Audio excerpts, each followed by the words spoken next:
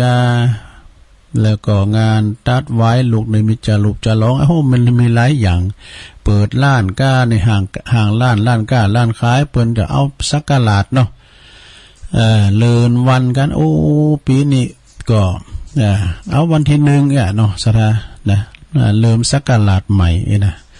ก็เป็นยังคือเลิกดีคือความพร้อมเฮาน่ะเลิกดีคือความพร้อมเหมือนกับอาจารย์พระครูวิสิตศรีลาพรถ้าว่าเก่งหาเก่าเสียติดกับจันเนาะสมมุตินะแล้วเฮาเอาวันการวันดีเต้ๆวันดีเต้เงินเนาะพ่อเอ้ยเพิ่นว่าเงินเนาะพ่อเอ้ยตัวเตี้ยวเต้ๆนะเงินนี่นะเนาะหยังก็แล้วด้วยเงินด้วยโมน่ะศรัทธาฉะนั้นก็วันนี้ดีโมน่ะถ้าเฮาทำดีก็จะเป็นวันดีของเฮาถึงวันถ้าวันนี้ต้องเป็นวันมงคลอย่างที่สุด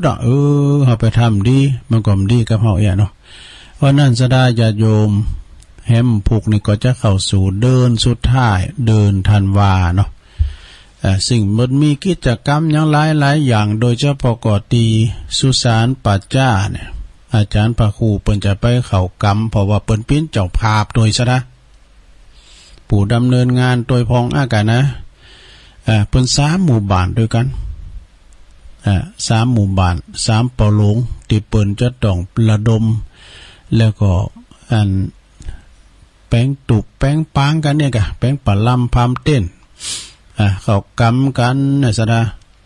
ตุลุงนี่จะได้ปิ้นโตวิ่งเนอะสะดาได้จับได้รับได้นอนกับเปิ้นกะเนาะเฮาก็เอาเปิ้นว่านะลูกกุ้งเปิ้นนี่เนาะเปิ้นจื้อก็อันเนาะเฮาก็มาเจ้าออกกันรายการแล้วก็ไปปะเฮวอะกะชั้นเจ้าแล้วหรือว่าชั้นเพิ่นแล้วก็ปิกมาอะกะแรงมาก็ไปแท้ไม่กะเมื่อคืนเนาะ เมื่อคืนมันจะมีเตะน้ำเตะทำเขากำเนี่ยโมนนะซะนะเขากำปะเฮวเนี่ยนะโมนนะกันเราอยู่กันปอหลายก็โมนอยู่อ่ะ แต่มันงอมหน่อยนะเขากำเดี๋ยวไปกูมสร้างศรัทธาญาติโยมทั้งหลายสมัยแต่ก่อนนี่ครูบาอาจารย์นี่เพิ่นตามเต้นเมงไม่มีนะเนาะแล้วผมจะมีไฟฟ้ามีเครื่องไฟเดี๋ยวนี้มีเพราะสลับเป่าบ่นี่เนาะแจงลึงไปปิ้นที่หน้ากูมสังนะโมนถึงเปิ้นถึงเฮาโมก่อนนี่ครูบาอาจารย์เปิ้นไปพิจารณาอสุภะหรอนะไปพิจารณาอสุภะเกินการเกิดแก่เจ็บตายกะซะนะไปพิจารณามรณสตินี่เป็นคือถึงความตายอาจจะมาหาเฮาอีกะเนาะแล้วเปิ้นก็ไปแผ่เมตตาโดยไปแผ่เมตตาให้สัมภสัตทั้งหลายเนาะที่เปิ้น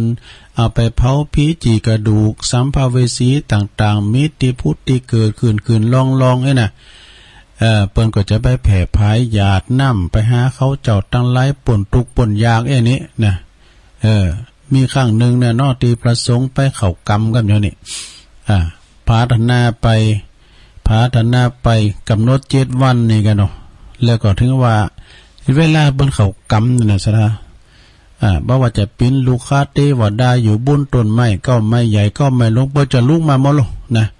จะลุกมาหมดตู้เจ้าเปิ้นนอนแตบนอนดินเปิ้นก็ลุกมาหมดนะทีนี้ตู้เจ้าก็อยู่มื้อไปก็ทะโมนไปที่ก็เปิ้นมาซากเขาก็ลึกตื้อๆเนาะ ก็โมนไปก็เริ่มออกกรรมกันนำเดียวกันเอาเขาก็มึนไปกับโตตั้งเตบบุตรเทวดานั่นก็มาหลอกมาหลอนเป็นผีก้าอย่างเงี้ยกันเนาะก็ตื่นตระหนกตกใจพระพุทธเจ้าก็หยาดน้ำแม่ก้าหยาดน้ำไปก็หยาดน้ำกาลนีนะกันเอาจะหยาดน้ำนี่เอากาลนีก้านะประมาณนะสวดกาลนีนะซะนะเมตตัญจะมันนะตั้งตุลุงก็ฟังครูบาอาจารย์ว่ามาดำกรรมหนึ่งนะผีก็มีสัจจะคุณก็มีสัจจะเนาะแต่คือก็ตะอ่านอันนี้5 วันก็5 วันน่ะตุลุงอยู่ทำวันน่ะดื่มอยู่เนาะบ่โธ่ก็ให้หาการโหนนี่ก็ไปโหข้อไข่ตึงเฮา อันนี้เป็นการเข้ากรรมเฉลิมวันผูกเด้อติชาปนสถานสุสานปัจจ้าบ้านสิริมังคลาจารย์ ซึ่งเปิดใจบริการที่หัน3หมู่บ้านด้วยกันเนาะสถาเนาะแล้ววันพุธก็วันใดวันหนึ่งตุลุงก็อาจจะเอารายจือรายนามเนาะรายนามพระสงฆ์องค์เตแต่ว่าคืนวันพุธนี้วันเริ่มแรกเริ่มงานนี่เมตตาบารมีธรรมหลวงปู่ท่านพระครูสาธุกิจจานันท์หลวงปู่รองเจ้าคณะอำเภอวัดประทาดดอยน้อยก็จะต้องได้ไปนางนักนอนนักแล้วก็จะไปหือกรรมฐานนี่ครับพระภิกษุสามเณรเนี่ยกันเนาะแล้วก็อุบาสกอุบาสิกาเขาไปหือกรรมฐานคืนกรรมฐานให้เขาแล้วก็เปิ้นก็จะไปเป็นองค์เตศเป็นปฐมมัตเตชเป็นอันเรียกว่าสามัคคีนะเรื่องความสามัคคีความพร้อมเพรียงกันในหมู่คณะเองอะวันต่อไปก็จะมีหลายก็หลายตุลุงก็จะเอามาเอิญให้ศรัทธาญาติโยมได้ฟังกันไปเนาะอันนี้ก็งานจะเกิดขึ้นวันพุธนี่นะศรัทธาเขากำปีนี้หูซึกวันลายนะศรัทธานะตุลุงก็จะประกาศข่าวสารงานบุญก็ต้อนเจ้านะต้อนแรงแต่ก็มีมเก่าอ่ะ เกรงใจคืนเปิ้นหนักเปิ้นลายนะเนาะแต่ขออาศัยว่าคืนนี้เป็นคืนบุญนะศรัทธาญาติโยมเปิ้นหูเปิ้นหันเปิ้นได้ยินเปิ้นมีการไม่งานที่ไหนเปิ้นก็ได้ยินตุลุงก็ประกาศข่าวสารงานบุญนะวัดหันวัดนี่ถ้าเดินพี่น้องเฮาไปอยู่ตั้งเมืองเป่าเมืองฟางกันตุลุงประกาศบ้านเฮาจะมีงานเฮ้ยเปิ้นได้ฮู้กันหรอกนะมันยอโลกเข้ามาอยู่ฝ่ามือเด็กอะเนาะการเฮาฟังให้นะศรัทธาเปิ้นมีการไม่งานที่ไหนเฮาไม่ได้ไปก็เหมือนได้ไปหันภาพหันเสียงหยังอยู่อ่ะนี่อันนี้เป็นคืนบุญนะศรัทธานะจันสมัยแต่ก่อนนี่การนอนเปิ้นจดหมายขอฟังเพลงนี้นะ2-3 วันก็รู้เปิ้นจะได้อ่านนะจะได้อ่านว่าโอ้คุณนั้นขอฟังเพลงมอบหมายให้คุณนั้นคุณนี่นะโอ้กันเปิ้นอ่านชื่อก็พูดตูโมนกันก่อนนะ AM นะสมัย AM นะก่อนนี้ก็คุณที่เปิ้นตีออกตั้งอากาศก็มีหลายตุนอยู่บ่ว่าจะเป็นหลวงปู่พระครูบุญตันสมัยก่อนพระครูบุญตันในดอกพระครูอาทรวิสุทธิคุณความวอดในวงการเตดมามื้อน่ะซะนะสมัยตัวลงเลี้ยงควายแล้วนะเปิ้นเตดออกอากาศเนี่ยนะแล้วก็หลวงปู่สุรพลกิติกาพงกาท่านพระมหาเจ้าคุณมหาศัพท์กะยะนาลายเด้อซะนะที่เฮาได้ฟังกันข่าวก็มีข่าวล่อฟ้าลานนาเนาะคุณสว่างสิงหะไกรลาดเนาะเพลงก็เพื่อนเจ้าบ้านเพลงเพื่อนเจ้าบ้านโอ้หลายกะแต่ว่าละครก็คณะเกทิพย์มีหลายลูกกันซอก็คณะดาวรุ่งแม่ครูแสงเอ่ยก็เนี่ยกะแล้วก็พ่อครูคำพายาสตรีกาบ่อน้ำก่อนนะโอ้มันมีหลายปีคำแปงปีเลไลชัยวงศ์เขาเนี่ยตัวลุงได้ฟังมาโอ้ดะเนี่ยอนุวัตอ่องละอปากไก่ไข่ขาวเขาก็เนี่ยนะพ่อครูวันลบนางวงพรมเขาเนี่ยนะตอนนี้ไปสนาญาโยมอุปนักไปหลายก็เดี๋ยวเฮาก็มาอู่กันทำเนาะตัวลุงจะเตดทำกันเนี่ยวันนี้วันศีลสนาญาโยมเอ้ยตัวลุงจะเตดทำสักกึ่งสักบางแล้วเฮาก็มาอู่กันทำเองกันนะวันนี้ก็จะเตดนำเตดทำเกี่ยวกับเรื่องการกินการต้านนี่แหละนะก็ปินทำก็คือว่าขอใจว่าปินทำเคยเตดเคยนั้นมาละเนาะอันนี้สงในการที่ว่าเฮาไปทำบุญทำทานให้แก่ผู้ยากไร้เขียนใจก็ทำบุญเวลาเขาจะไปส่งสการตั้งขับได้แห่แหนเต้นแต่ไปก่อนหน้าและตำหลังนี่นะ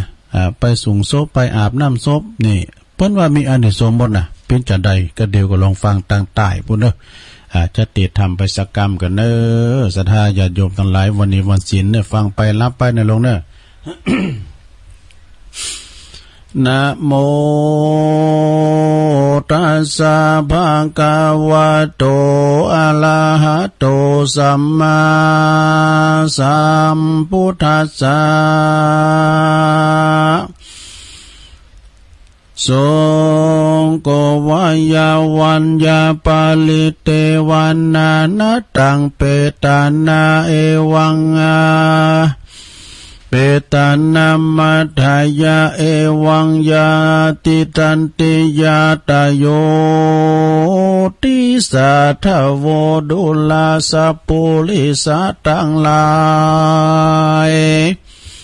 ตั้งยิ่งใจหนุ่มเทาอันมีศรัทธาเก้าเป็นประธานต่างมีใจบานผ่องแผ้วรับศีลแล้วฟังธรรม จงดาจำฟังที่เอาเป็นที่สอนใจเป็นอุปนิสัยไปนาโบต่ำจ้าทาโลนได้ยกดลขึ้นสู่ในที่อยู่ต่างดีกุศลมีหลายหลากได้พ้นจากด่างพาน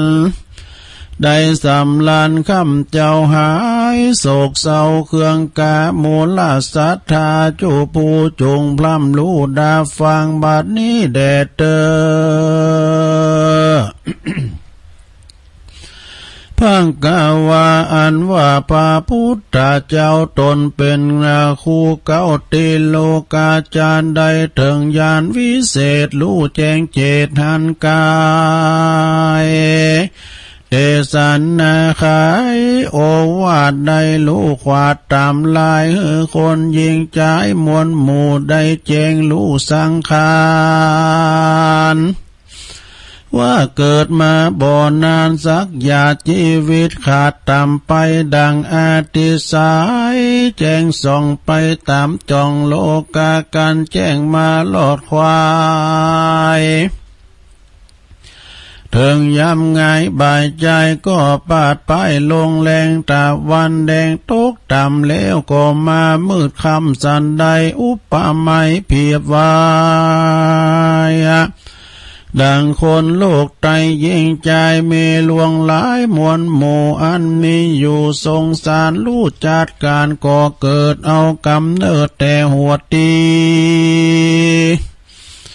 บ่ตันสุขีใจไฟจันลาไล่ตามหลังเป็นตุขังไม่มาดมีพยาธิมาแฝงเปียทีแรงมาคอนเป็นตุกล้อนเรือลายย่อมจากตายจูผู้บ่เว้นกู้ตัวคนมาจุลาโตนอาจกาเตียงไล่คาขึ้นวันไผ่บ่ไผ่บ่ตันกฎหมายว่าเราจักตายว่ายามใดลางพงนั้นก็ตายยามเท่ามีมากเท่านำนาลางคนนั้นนาหนุ่มน้อยนาจืนจ้อยสาวจีก็ฟังเนตายจากพ้องก็มีอายุมากเหลือหลายร้อยปีไปก็ยังมีพ้องก็ตายดีตายหลายตามกรรมตอบสายด้วยตาลลางพ้องพ่อแม่พลันเจียนจากลางพ้องลูกลางเตื้อลูกพรากหายหนลางเตื้อพี่น้องตนปัดภาคลางเตื้อเมียจากหายตาลางเตื้อสามีกาตาย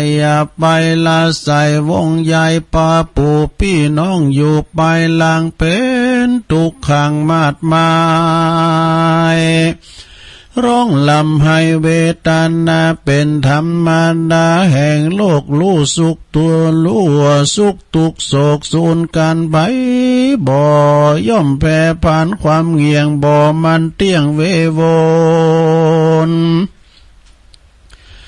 เกิดเป็นคนโลกใดย่อมจักใดปาดภาคตายลาจากกันไปอย่าอะไรเศร้าโศกวิปโยคนำนาการให้หาคนตายบ่หอนหายไม่เป็นยากันว่าคนหมอลานาพลักนาลาคาบกว่าเป็นผี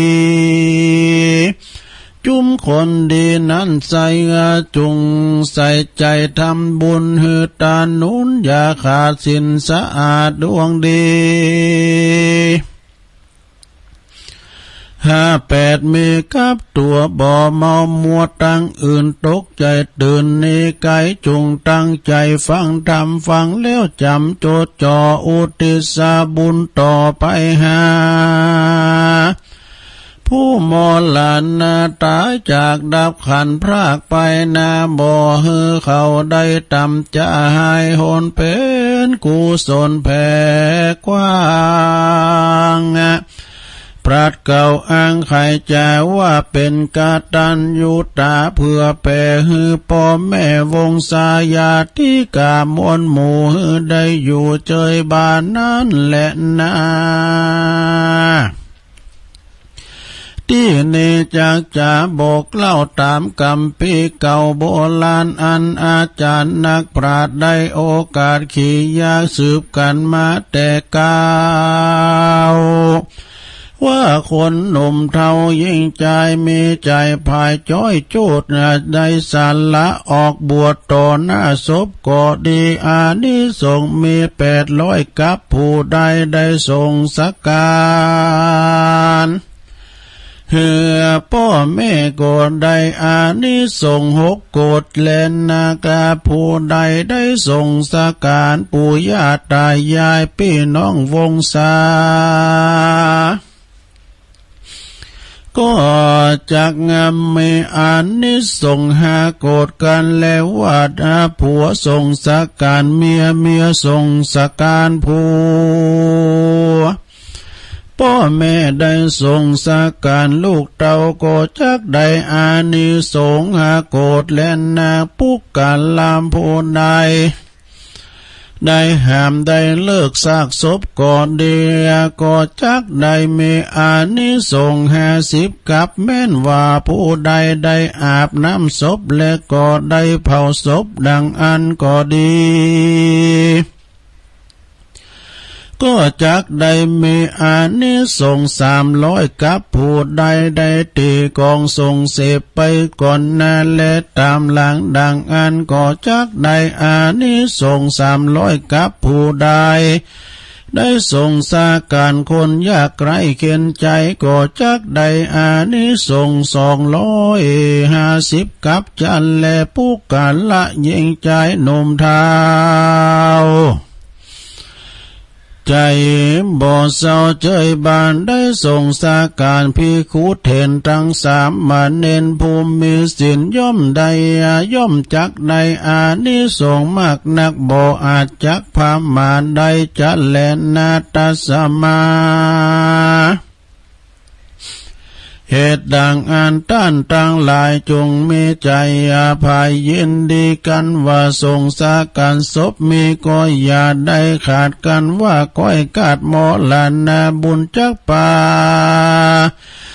ได้ไปเกิดจันฟ้าเลิศเมืองสวรรค์ดังรับฝันแล้วตื่น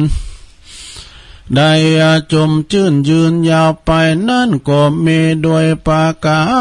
รดังกล่าวมานี้แหละนานิติตังขียาสังวานาวิเศษจาห้องเหตุ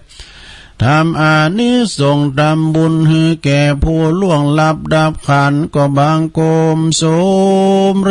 สดิดแล้วเท่านี้ก่อนแลสาธุสาธุสาธุใครตั้งเสียงสูงไปหน่อยก็ลงเนาะน้องฟังหูเลยเสียงบ่งซ้อนผิดนี่กูเดียวเสียงใหญ่ด้วยอันนี้เอาเสียงหน่อยเนาะเสียงกลางเนาะเป็นถ้ำเนาะสระเนี่ยโอ้ถ้ำนี่ก็เก่านักแก่สระแล้วเปิ้นก็แปลงขึ้นมาใหม่ติ๊กๆนะ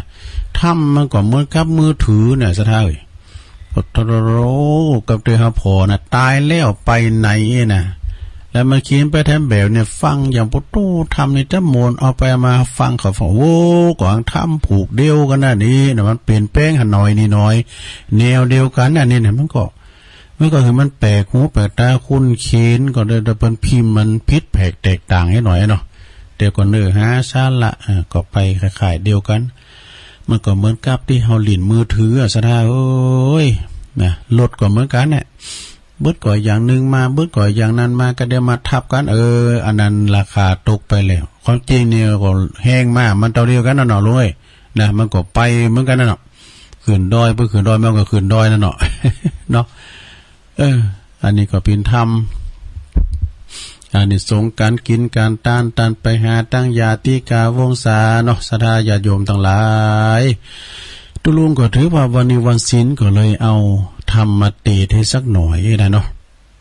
มีปะเลอะศรัทธาธรรมนะตุอุ้ยเพิ่นสูงมาติ๊กๆอ่ะนะตุอุ้ยบุญปันปุญญธรรมโมนะแล้วก็เกตเล็กเกตน้อยเกตตามเขาเนี่ยตั้งคุณแม่เขาตั้งหลายก็ดี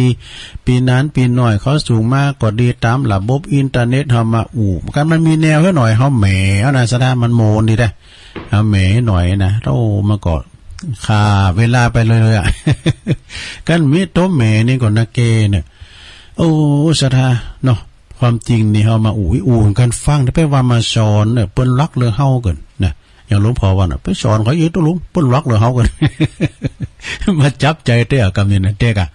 แต่ว่าอันนี้มาเราสู่จู้กันฟังไปว่าตุลุงมาสอนเด้อกันเฮาคิดอย่างอันเนี่ยมันจังโขดจังเกียดในกันอย่างตุลุงทองว่าน่ะกินก็กินกับเปิ้นตุ้ยก็ตุ้ยกับเปิ้นอย่ามาอวดล็อกอยู่ โอ้มันเป็นหน้าที่นะโยมนะธรรมะคือหน้าที่ก็มาปบมาปะกันไปศรัทธาญาติโยมทั้งหลายนะเป็นครูเป็นจิ้มกันไปเป็นเรียกว่าเป็นอันก็กลุ่มลุ่มลากันไปมันมีความ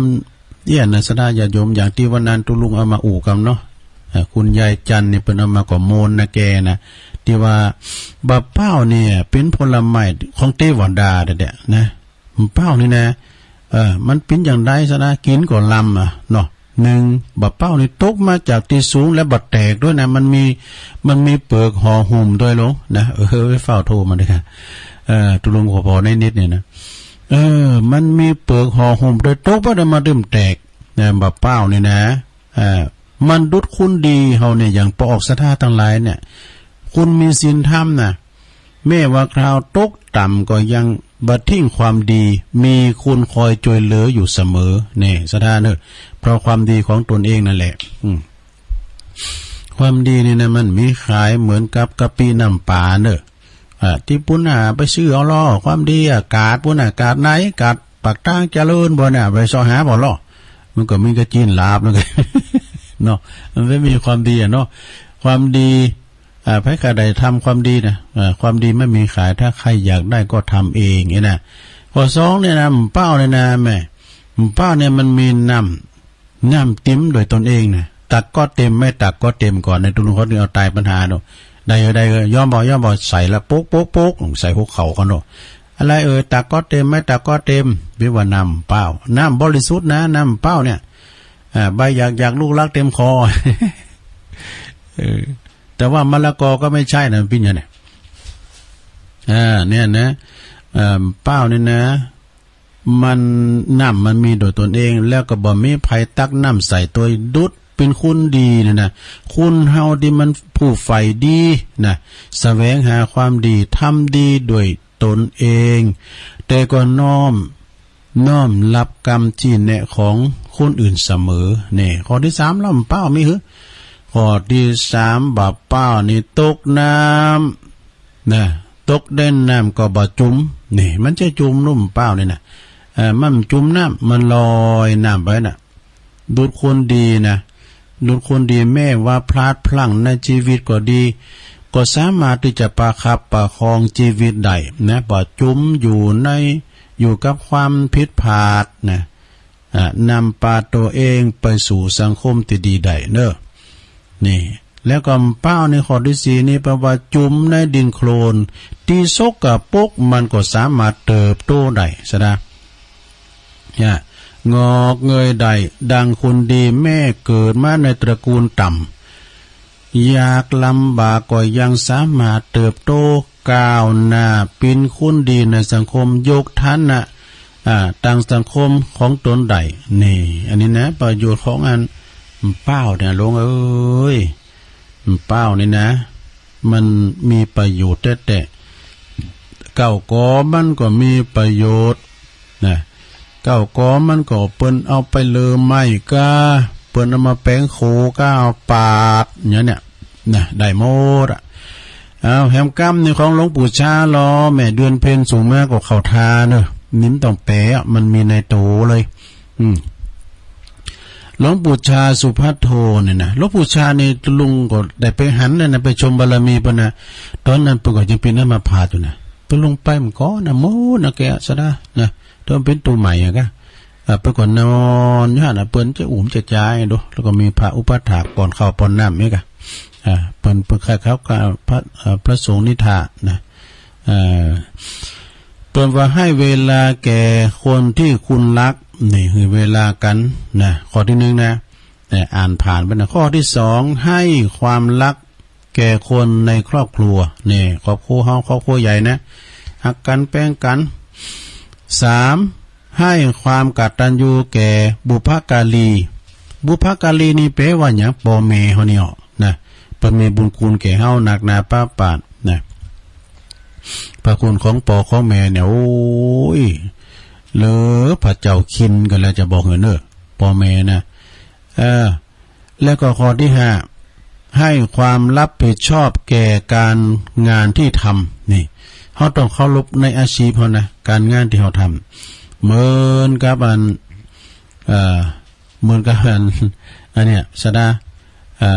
เหมือนกับเตียนมีคุณนั่นคุณนะอาชีพเพิ่นหรอกอันมันนึงมีนะตัวลูกเนี่ยเมื่อค่ำเมื่อคืนมากันเปิ้นนั้นทำธุรกิจเกี่ยวกับจิสโปกหล่อพระศาสตร์บอกไฟอันซบนี่นะเมื่อคืนกันมาเฮาไว้นะแล้วก็อันสะโปกอยู่ป้อว่าตั้งรูปนั้นมันนะขลุกขลักไอ้น่ะเหมือนกับปุนมาคุยนะไอ้น่ะโต๊ะผู้มางานเข้าแล้วนี่ เขามาสั่งเลยน่ะไม่ฮู้ให้นะได้ยืงมันจะมียาเนี่ยเขาลบต่อการต่องานที่เขาทำนี่เนาะแล้วก็ข้อที่3ข้อที่4แล้วกันเนาะเขาให้ความรับผิดชอบแก่การงานที่เราทำในข้อที่5นี่อภัยแก่คนที่ลงผิดเนอะคุณเฮามันก็ลงผิดไปพองเหมือนกันสดาญาติโยมทั้งหลายผิดเป็นครูเพิ่นว่านะมันก็กันมันผิดไปเฮาก็อภัยกันไปกันเนาะปีกันน้องกันไปถือไปสาเนี่ย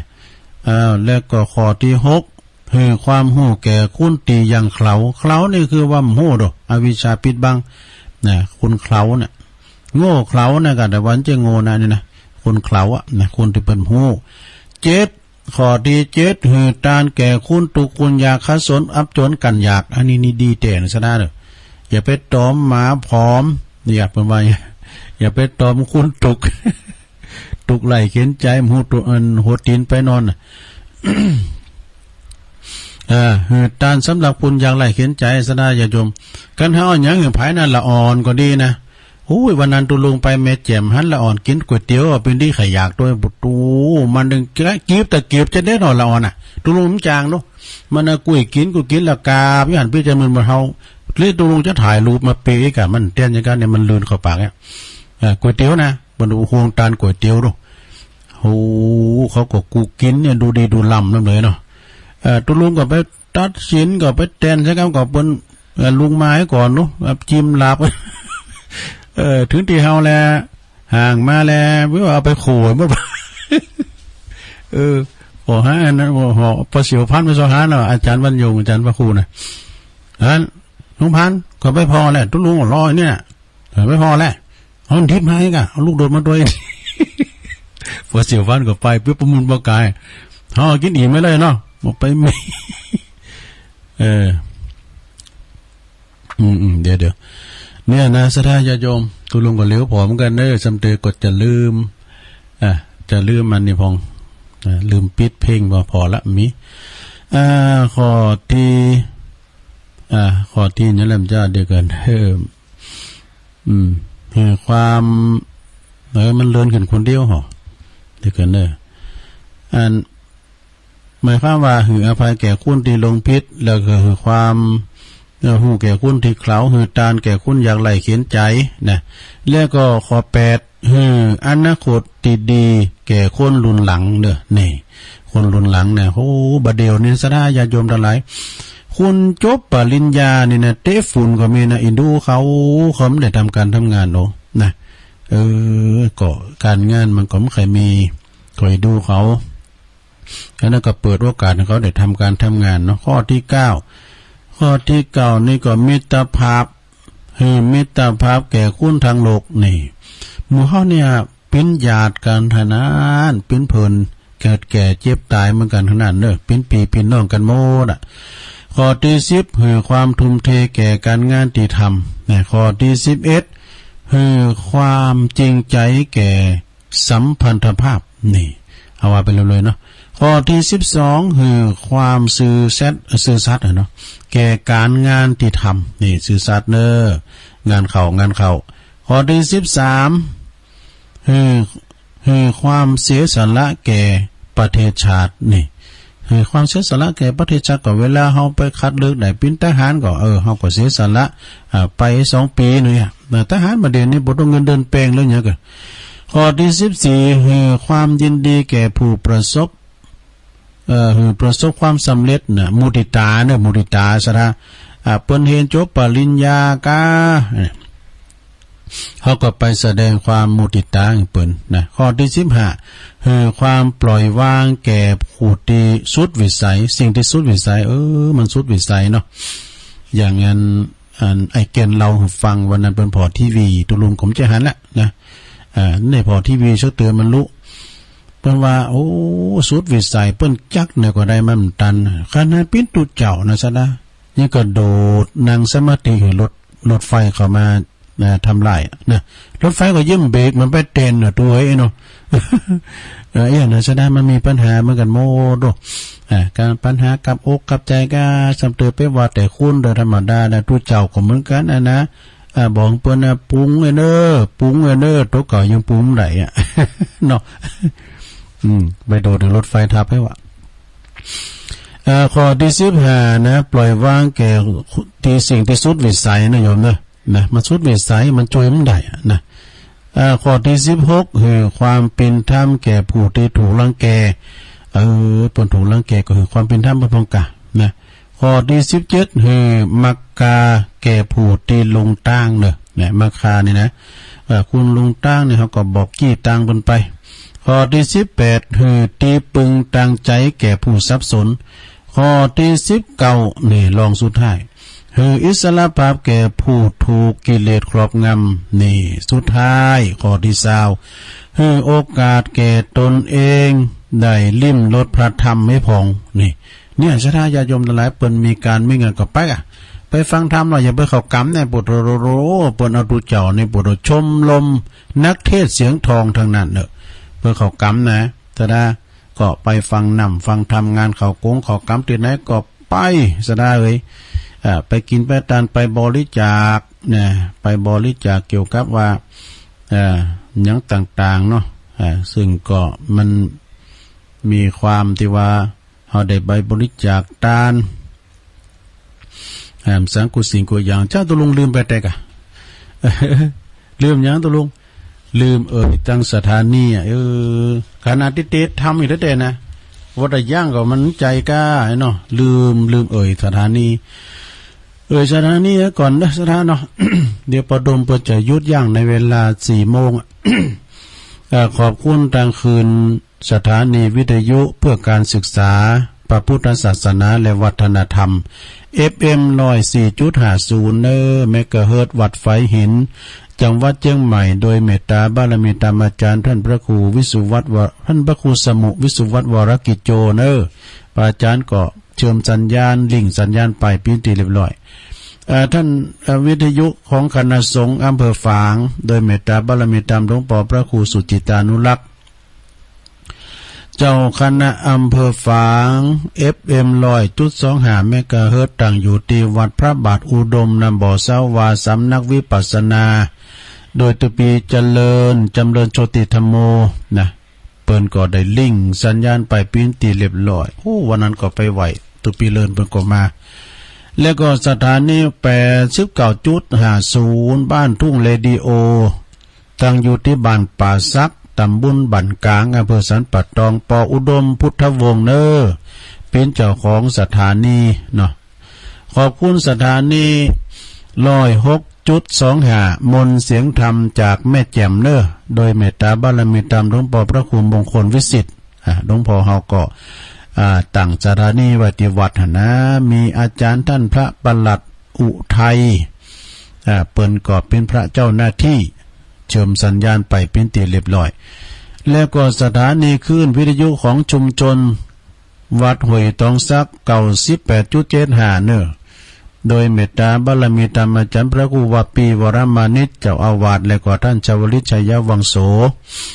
ก็ได้เชิมสัญญาณไปเป็นที่เรียบร้อยเนาะเจ้าก็ลืมไปนะก็ลืมก็ชะท่าก็ตื่มบอกเนาะแต่ว่าตุลุงลืมนะว่าจะเอาหางอาจารย์นิพนธ์มาว่าเฮ็ดหน่อยเนี่ยก็เดียวกับว่ารอบ2กันเนาะคำกลอนเรื่องความสามัคคีเปิ้นนะความกลอนแล้วก็อันหนังสือกระจกส่องกรรมเนี่ยเนาะอันนี้ก็จัดโมนเนี่ยนี่ว่าเหตุได้พ้นจากนะเหตุได้จัดแล้วเหตุได้จัดนี่แล้วแต่เหตุ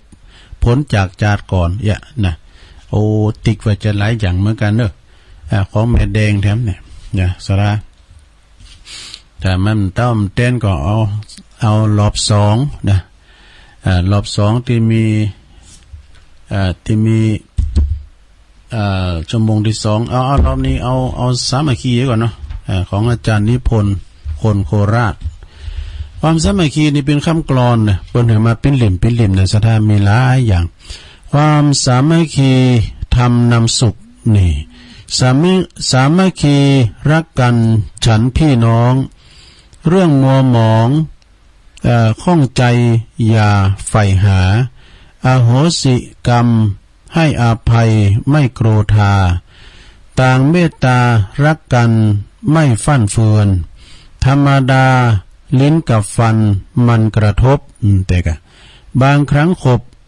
ห่อเลือดเหมือนเชือดเฉือนเพื่อนร่วมชาติญาติสนิทมิตรในเรือนเปรียบดังเพื่อนร่วมตายอย่าหน่ายกันแต่กะเป็นเปืนลมโลกันแน่ซะนะเขาผิดบ้างพลั้งหน่อยอย่าพลอยซ้ำให้รักกรรมช้ำจิตคิดเหหันความผ่อนสั้นผ่อนยาวเข้าหากันจิตผูกพันฉันพี่น้องดีนักเอ่ย โอ้อันนี้นิดเนี่ยความสามัคคีเนอะสถานเนอะความสามัคคีเนี่ยดีนักแลสถานญาติโยมทั้งหลายแล้วจะมีแถมลายบทอยู่กำเดียวตัวลุงก็จะเอามามาอื่นแล้วก็ตอนที่พักเคืองเนี่ยก็ไผติวคอเนี่ยไอ้พ่นก็ไอ้พ่นปุ่นน่ะเปิ้นอยู่ปุ่นน่ะไม่อ่อนกันเนาะยังก็น่ะสหกรณ์แปลงหายไอ้พ่นว่ะขอหลายเตือได้เปิดฟังได้พ่นเด้อรู้เพลงนั้นมีบ่กำมืออ่ะรู้เปิ้นโอ้ยนี่สุมาณฟังเพลงไอ้พ่นเขาได้ให้ฟังเพลงคนทับปะปิ้งอ่ะมีบ่มีอ่ะเดี๋ยวจะเปิดฟังในพ่นน่ะเจริญปอนกราบไหว้สาครับหลวงลุงโอ้พระเอาหลักเข้ามาเจ้ามาก่อนเปิ้นเลยมาก่อนละบ้านประธานเปิ้นบ้านก็เดียววันเปิ้นแม่ลุกแล้วประธานละคติวันนี้ได้คตินักเนอะหลวงลุงวันนี้นะได้คตินักวันนี้เพิ่มเติมให้แต่กี้นี่คือ98บาทางเนอะแต่กี้นะแต่ประเด็นนี้ครับแต่ประเด็นนี้พวกฟังของลุงโดมลุงโดมนี่เน็ตก็ครับจะได้การขอเชิญทำกรรมเนอะป่ออุดมแม่เทียมวันเนาะวันที่27กับไปลืมเนอะเชิญไปเชิญเปิ้นถ่ายทอดเลยกะถ่ายทอดเลยถ่ายทอดเชิญเลยวันนั้นก็ได้เชิญเปิ้นละกรรมละแล้วก็วันนี้การจะได้ก่อนเชิญท่านหัวหน้าใหญ่เนาะท่านป่ออุดมแม่เทียมวันแล้วก็สถานีวิทยุต่างๆเนอะเชิญเนอะเสาร์อาทิตย์ธันวาวันอาทิตย์เนาะผมวันนี้ก็เป็นกำลังใจหลวงลุงเนอะก็เดียว น้องวิวก็จะโทรมา แล้วก็หลวงพ่อมานิดหลวงพ่อนิพนธ์หลายท่านก็จะโทรมาอยู่ก็ได้ยายพรก็จะโทรมาครับผมกรรมการครับสาธุสมณเณรเอาลักปัญโยนันวัดสันเมืองจะไปลืมกันเสาร์เจ็ดนะเพื่อจะถ่ายทอดเสียงตัวเจริญปอนไหวสาเจ้าตัวลูกโอ้มาแล้วแม่จันโอ้ขติธรรมบนเน็ตแต่กะช่วยกันด้วยอันนี้นะช่วยกันจัดรายการด้วยดีฮุบเลยเนาะอากะกองมือเฮาทั้งหลายนี่ช่วยกันจัดกะแบ่งกันให้ได้อู่กันกะโอ้วางนะโอ้อีดูเพิ่นเป็นแม่งานใหญ่แม่ได้งานนะว่าทำคืองูมันตัวลุงนี่เป็นตัววิ่งเป็นหนังวิ่งก็ตามเพิ่นอันนี้ลูกกรุงเนาะเอาเพิ่นว่านะกะตอนนี้ตัวลุงไปยุ่งอ่ะกะตัวลุงเพิ่นจะเอาซาเล้งมันคอยหับสูงไว้เนี่ยเพิ่นว่ารถเครื่องก็ได้เนาะยังไม่ดีตัวลุงไม่หมดอันนี้น่ะบริหารเวลาช่วยกันนะกะเป็นกันเองเขายังมาหัวใจกันเลยฮะเขายังมาหัวใจเขาเอาซุปไปน่ะกะแม่เนาะทำมือกินเตะนั่นกะไปขู่เมื่อวานขู่เมื่อวานตู้คุมเลี้ยวไม่ไหนหมดเลยเนาะขอหักตัวลุงเลยกะขอกูแมนคุณว่าขึ้นจัดร้ายอยู่เหมือนกันในขณะว่าเพิ่นมีงานศพนะงานศพตัวเจ้าแม่ป่านนี่ก็วัดแม่ป่านนี่ก็ท่านพระครูมนกระดาษนะไปวันนั้นกับมนนะโอ้วันนั้นนี่บทท่อมนกับสุดยอดท่อจะมามน11 เดือนกำนี่ที่วัดปักตังเจริญแล้วก็วันที่27แถมคนบุญตั้งหลายนะแม่น่ะคนบุญเฮาตั้งหลายมาจุ่มมันกินมาตานกันไปจะไปเปิดห้องตานก้ามนางก้าอีกก็เนาะวันที่ฮกบุญมาเจ้าไปใส่บาตรนั่นล่ะวัดตังนะโอ้เต้นกันวันที่6ก็มาแล้ววันสุดท้ายบ่ดีเพิ่นจะต้านอันต่างคนต่างด้วยวันสุดท้ายนะแล้วเพิ่นก็จะมีการสุดท้ายบ่ได้มีกุฏิเพิ่นจะต้านสาต้านสายต้านแตนมันอย่าว่าตกย่อยักดีลำเลยต้านสายต้านแตนต้านใหญ่ต้านโหงกับวันสุดท้ายนะแม่นแค่เจ็บนี่เนอะดูลูกโอ้ขอบคุณแม่จันหนักๆเด้อสาธุนี่กองสะเบงเด้อนี่นะถ้าว่ากองเมงอยู่ไปได้มาเดือนเพ็ญน้องเบลวะขอบคุณตุ๊กปี้เอาลักเลยเด้อแม่นยังจำผมได้นะนี่ขอฝากความคิดถึงเหมือนกันนะเพื่อเปิ้นถ่ายทอดเขาก็รักฟังเปิ้นเหมือนกันนะแต่ว่าไม่ได้โทรมาได้104นะเป็นกำลังใจให้เปิ้ลจะไว้แล้วก็ตู้ลงไปเนอโอ้ขอบคุณหลายๆน้องเบลนะน้องเบลในผู้สื่อข่าวดูในดังเปิ้นจะรายงานตู้ลุงเจริญปอนสาเจ้าตู้ลุงตั้งได้จ้าตาบงเวียงเจ้าแม่พันอุดมมึนละแกดมโทรมาได้แม่พันไปแอวมาตู้ลุงกะมานี่ไปเอาทะเลนะจ้าละอ่อนป้าไปแอวเจ้าเดี๋ยวได้โทรหาตู้ลุงจะเมินแต่ฟังใน YouTube อยู่นะฟังในโทรศัพท์ดูที่วัดไปหินที่เพิ่นยังวัดอีกก็ที่ติดเตียงปะเป้าเจ้าก็ดูอยู่แพร่พาไปพุ่นกันได้เจ้าพอได้ไหนกะในโทรศัพท์นะกะเจ้าดีกันดีตัวคนหลายขนาดมันเจ้าเป็นละเสียดายถ้านั่นเจ้าก็จะไปตื้อเปิ่นนะดีเหรออ่อนเอาไปแอวเจ้าดีกับให้ชีวิตเจ้าพระแอวน่าดีขอบคุณแม่พันหลายๆเนอะเจ้าไว้สายเจ้าตัวรู้โอ้มึงฟังมาละกำลังใจเนอะโอ้สาฟังอยู่เจ้ามึงฟังมาแล้ว0899556506นี่เดี๋ยวกันเนอะเข้ามาใหม่เนอะเจ้านี่เต้นน่ะเจ้าเอามาใหม่เบิ่มเจ้าน่ะตุลุงกับมือมอไปหรอ0899556506ก็เดี๋ยวเขาจะได้ล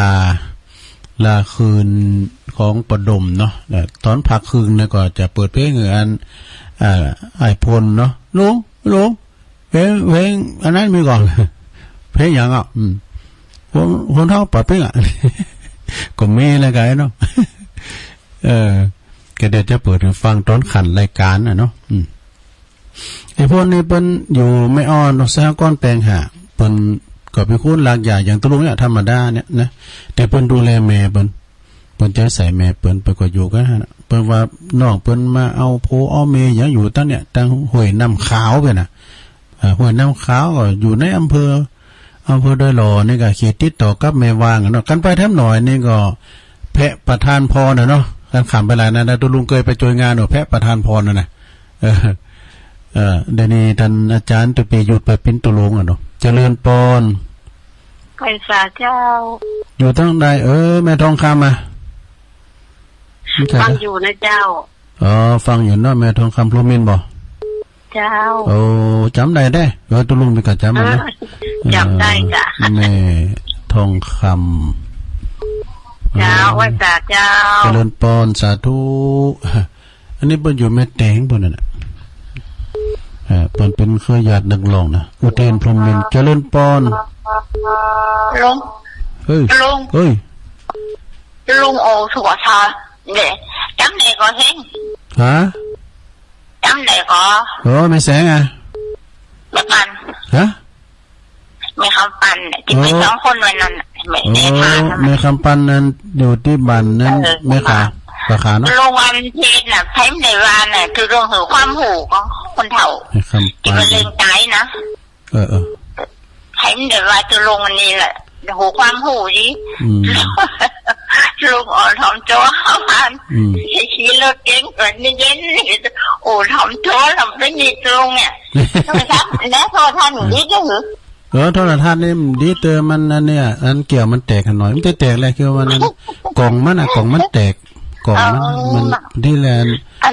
หือน้ำทำคำสอนจะดีแหละเทได้น้อยเดียวจะกินเนี่ยอันเอาจะจบแล้วเอาโหไปน่ะเนี่ยโหกลับไปน่ะเราบึดออกอะไรกันบึดได้ออกแต่บึดในวันนี้วันจันทร์โอ้ตุลุงแก้วกะบึดนะถ้าฟังเด้อตุลุงแก้วแล้วครูบาดอยไม่คำบ้านอยู่ป่าขาเนาะฟังนั่นน่ะพระครูนั่นน่ะตั้งเจริญเปิดออกจะขอคนเจ้าเนาะลุงหูความหูจนนะแกยายคำบ้านอยู่ป่าขาเนาะป่าขาป่าขาบ้านไม่แสงเขานะกะป่าขานั่นวันนั้นมือแสงไปปุ่นเขากันหูไปโจยฉันกะไม่แสงเป็นมาหอมตาอยู่หรอไม่แสงไปกับฟังเจ้าแสงไปแข็งแรงเนาะยินดีนั่นแหละเนอะแม่คำปันป่าคาเชิงกำแพงอันพวกดอกสะเก็ดเจริญปอนเจ้าไปสาเจ้าอยู่ตั้งใดโยมจากห้องงัวเจ้าห้องงัวครูบาอุ่นนะห้องงัวน้ำบ่หลวงมั้งกะห้องงัวน้ำบ่หลวงเจ้าแม่เยอะก่อนนี่แม่จำลองเจ้าจำลองดูเจ้าห้องงัวเนาะฟังก็แล้วมาโทรมาตัวแลแก้เนี่ยคือฟังตลอดเนาะข้าได้นั่นกะบ้านตุลุงมีขายก็มีเปลือกยังอ่ะโดยน้อยเนี่ยว่าโดยน้อยมีก็หามีก็ความดีเนี่ยกะความดีนี่ไม่ขายเนี่ยมันแพงมากเลยถ้ามีขายมาเนี่ยการตั้งกันเรื่องนี้เราจะมีสาธุยายพรเลยเอาให้ยายพรมาแล้วก็เดี๋ยวแต่สุดท้ายยายพรกันเนี่ยเจริญปอนมาจากการเจ้ายายพรมาพอดีมีหยังพองวันเนี่ย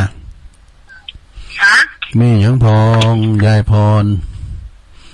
หลวงพ่อมานี่เขาไปอย่างมาชั่วโมงที่2บุญมาดูกลางหน่อยฮะเพลงเหรอจะร้องเพลงไงแน่หรือพี่จ๋า